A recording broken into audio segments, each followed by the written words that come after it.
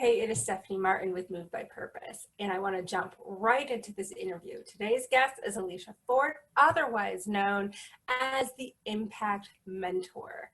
You can find more about her at theimpactmentor.com, and be sure to check out her podcast, Position to Impact. Without further delay, check out this episode.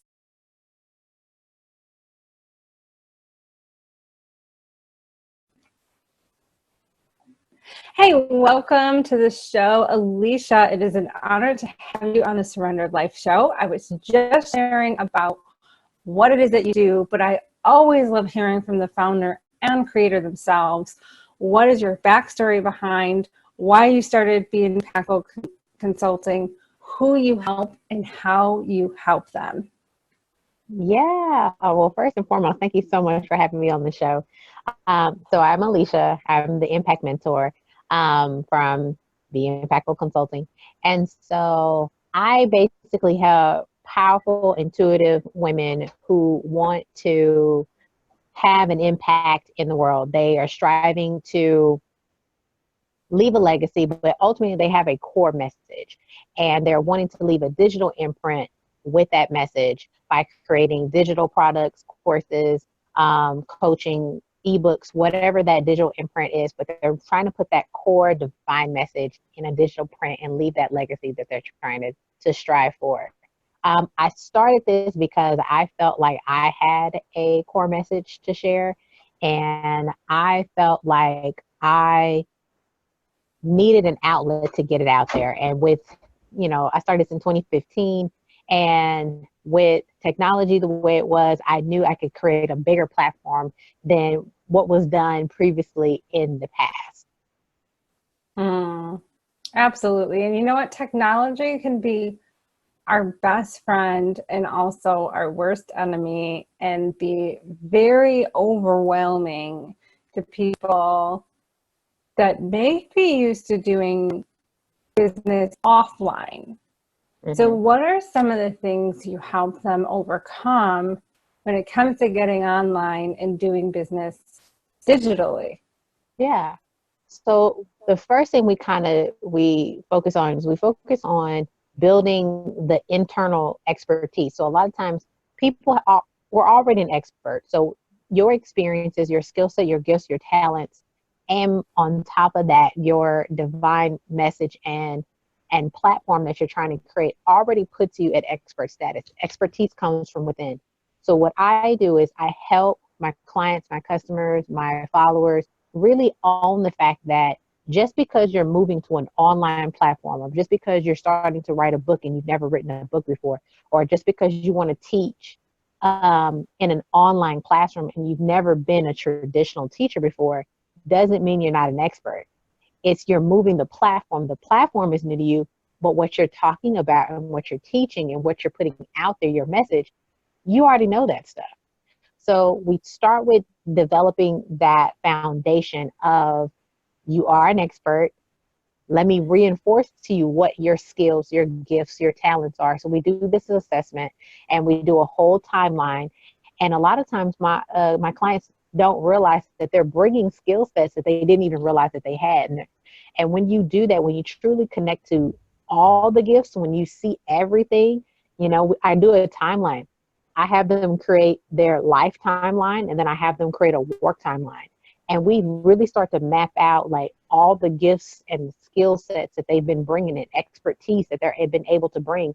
And that really gets them fired up, because now they're like, yeah, I do know what I'm talking about. I do know, what it is. So sometimes when you move to a different platform, you kind of get fuzzy and you're like, oh, well, I'm the new kid on the block, so I don't really know what I'm talking about. Yes, you do. You're just new to that industry, but you're not new to what it is that you're trying to put out into the world. That is so, so important. And honestly, your words are also encouraging me, because, I know this and I would say the same thing. Sometimes when we are introduced to something new, we can get so intimidated by the new thing that we completely almost disconnect from our story and our background and who we are, because all we can see is like this new and unknown and like what feels threatening and intimidating and uncertain platform, that we forget where we came from and what we bring and who we are. And so that encourages me, because I'm going through my own transitions.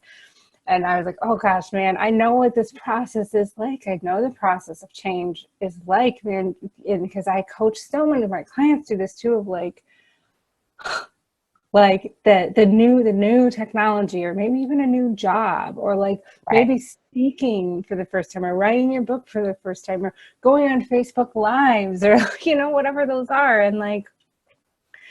And it's like, oh, I'm not sure. And especially, at least this is what I do, is when I want to do things with excellence, but there's a danger between excellence and perfectionism, and understanding what that line is. Okay. Yeah, exactly. So what is your experience like? If somebody thinks that they are where they say, well, I have a high standard of excellence, are you able to detect in them that it's really perfectionism and fear running the show versus a standard of excellence that's the driver's seat? Absolutely. Because speaking from my own experience, I am a recovering perfectionist. On top of that, I'm a Virgo, which that takes it to a whole nother level as well. And I will use me putting together my podcast. So when I decided that I wanted to create my own podcast, I kind of just did pen and paper and wrote down what I wanted it to look like, everything. I was literally creating on paper perfectionism. Like this is perfect, like nothing. But I knew when it came time to implement, that was an illusion. Perfect doesn't exist. And I tell clients that you're striving for something that does not exist. Things happen, things go wrong. You just don't, there's nothing you can do to plan for it. Stuff just doesn't work at the last minute. It's been working the whole time, and then all of a sudden, right when you need to go live, the cameras don't work, or your phone decides to turn off, or whatever the case is. Yeah. But when I really work with clients, I tell them, again, one, there is no such thing as perfect. It does not exist. So you're reaching for something that's an illusion. So that kind of takes it down a notch just a bit. But at the same time, I also tell them that there's nothing wrong with wanting it to look the way you want it to look, but don't let that be an excuse as to why you can't show up. When I ask a client to show up for something that they want to do, and they start to give me reasons why, we really start to dissect why.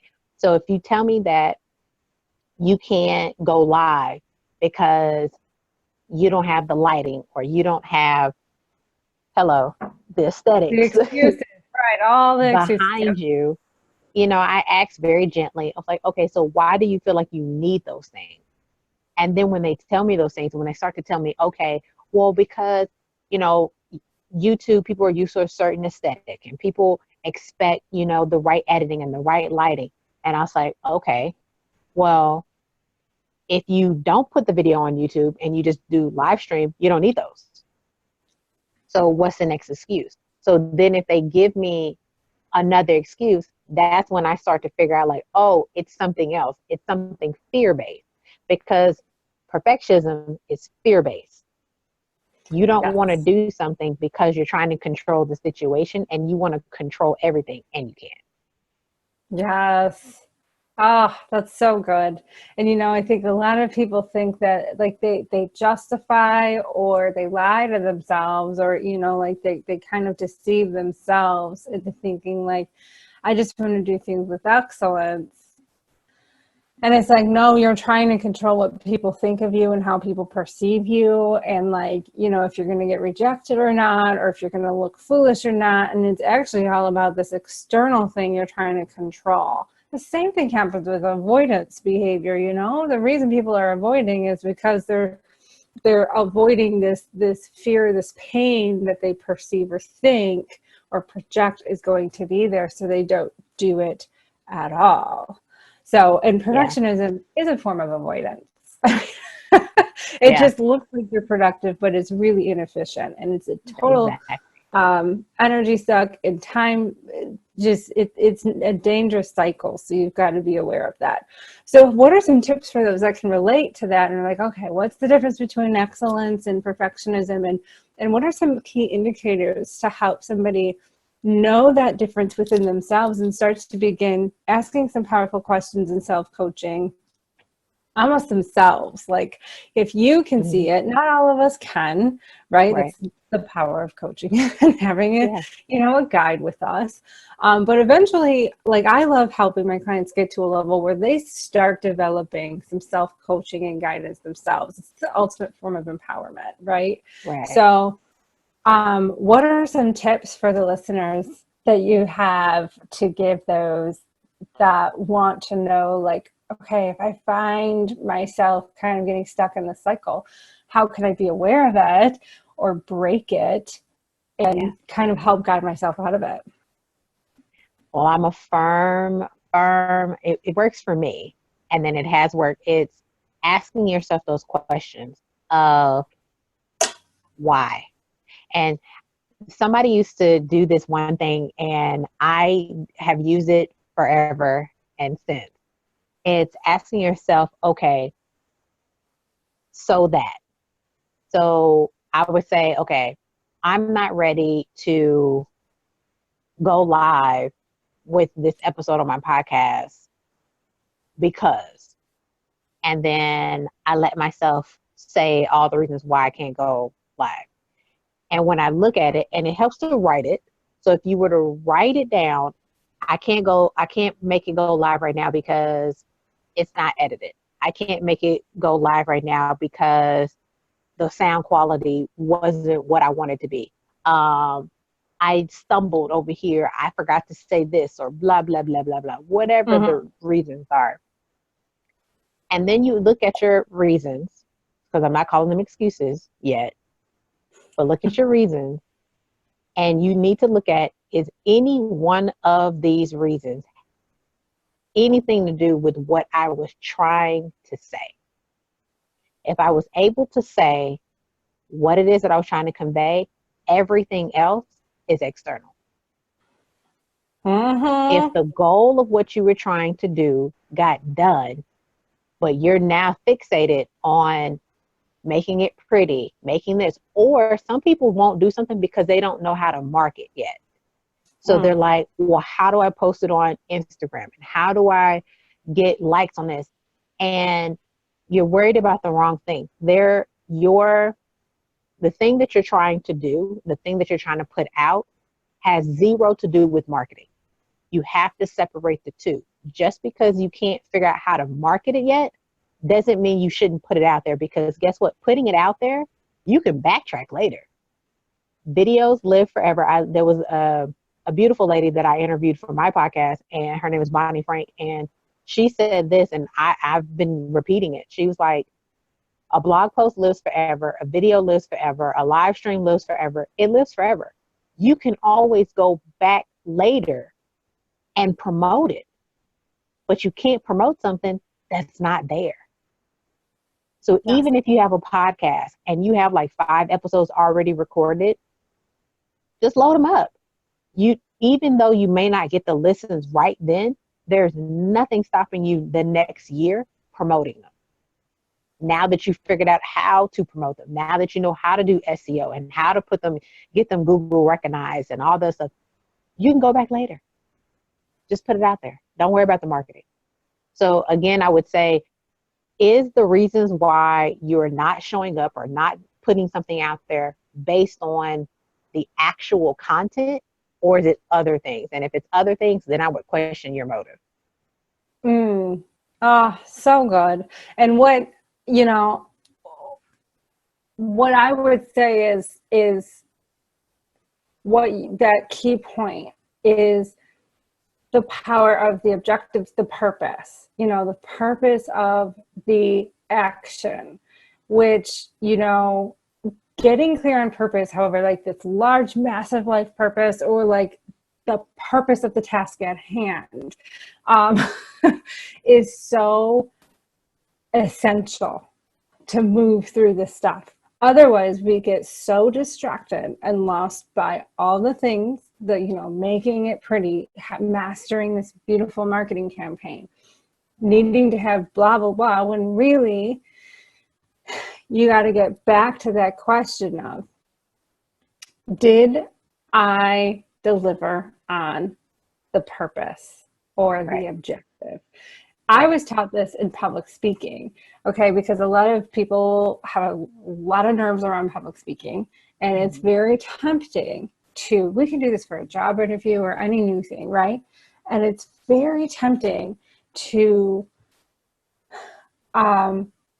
make it all about how other people are going to perceive you. So like with me, I used to be like, oh, I hope they like me. I hope I sound competent. Yeah. Like, you know, one of the things one of the public speaking coaches told me is like, this is why the power of purpose and having a clear objective of what you are talking about is critical. Because if you don't establish it, your mind is going to, your subconscious is going to take over, and your fears get in that driver's seat. And instead of having that clear mission and vision and message and purpose established, now it's all about, you know, I hope they like me. So then your speech gets hijacked by fear and ego and like all this stuff. And now you're overcompensating and trying to win the audience over. Then you confuse them and they don't even know why they spent the 30 minutes in there in the first place. Right. Yeah. No, and I learned that what you're saying when I started doing live streams. So before Facebook did live stream, it was Periscope. And even to this day, if I'm going live, I keep my, I make bullet points of the main things that I want to say, because it's like, as soon as that camera goes live, like you said, those nerves start taking over. And you're on autopilot at that point. So it is nice to have a frame of reference for me to be able to say, okay, don't forget to say this. Don't forget to say that. Don't forget to say this.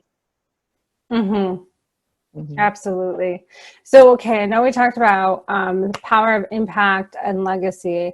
What are, you know, impact is a big word that's used. And what are some ways someone can live out their legacy and create impact right where they are? You know, without the big marketing budget, without the expertise of blah, blah, blah, like without all the things they're convinced they need to start. Yeah, exactly. Do an assessment. What do you have? It's very easy, especially in the online community. And I just think that's just how our culture has developed through time now anyway. We're so focused on what we don't have and what everybody has that we don't have, that we ignore and we diminish what we have. So do an assessment of what you have. What is it that you have to get started right now? Even if something as simple as like philanthropy, right?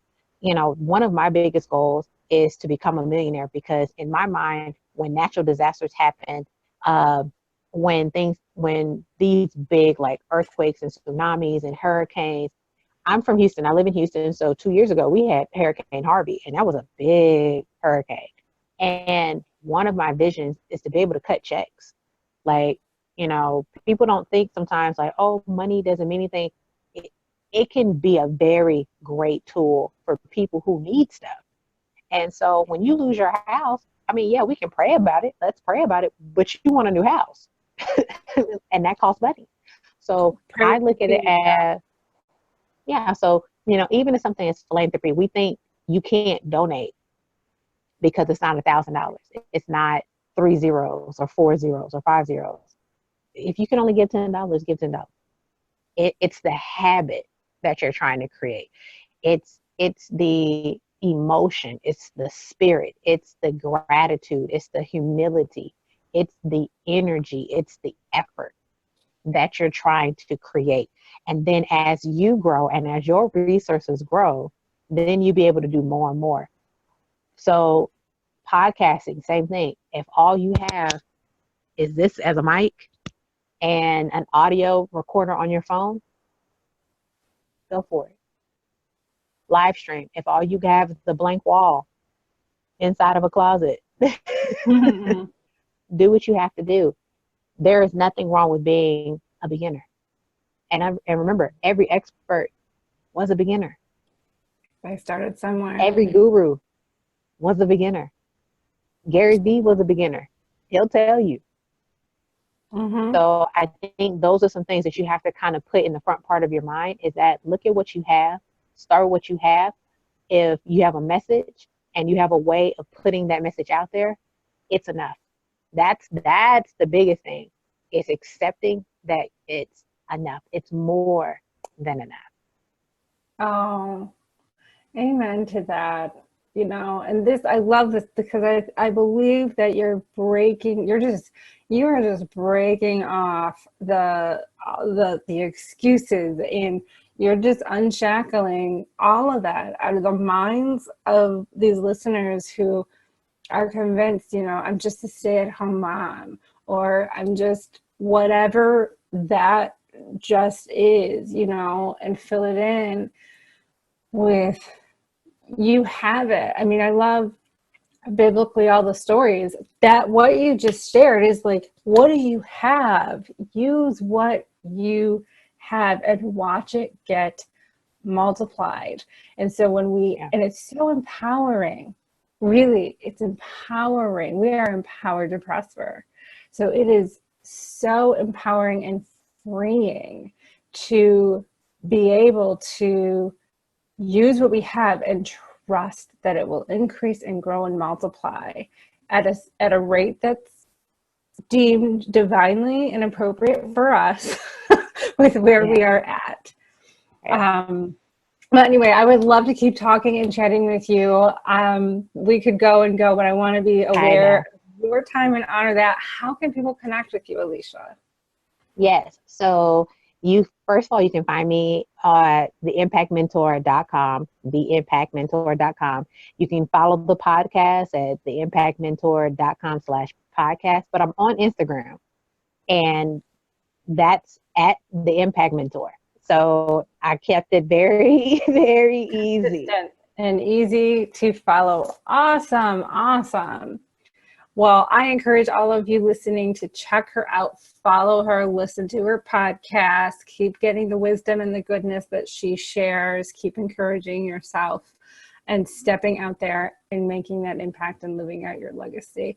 Thank you so much, Alicia. I thank you for your platform, and I thank you for inviting me, Stephanie. This was great. This is a great conversation, by the way. Yes, I loved it. Thank you.